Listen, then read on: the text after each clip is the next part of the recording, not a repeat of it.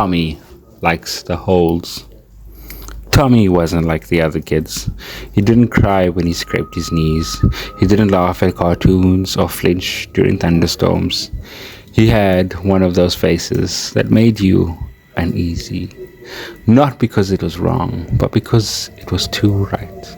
Too still, like a child trying to remember how to act like a child. He lived next door when I was 10. His family had just moved in. They were quiet people, always looking tired. His dad worked nights, and his mom chain smoked on the porch. They didn't talk much. When I asked Tommy if he wanted to come and play on my trampoline, he just stared at me for a second. Too long. Then smiled like he just remembered he had teeth. We became friends in that week.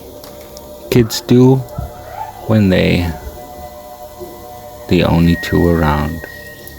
He liked to dig, not for treasure or worms, just deep, perfect holes. Every time I came over, there were more of them. Neat, round pits in the backyard, about as wide as a basketball and deeper than you'd think a kid could make. "I'm making homes," he once said, patting the dirt with a small flat hand. "For what?" "For what lives beneath." I thought he was joking.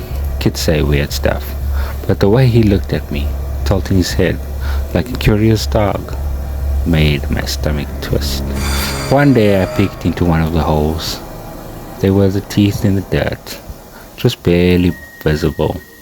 Rows of them, old and yellowed, like they were growing from the earth itself. I told my parents. They said I was being dramatic. "Kids bury weird things," my dad muttered.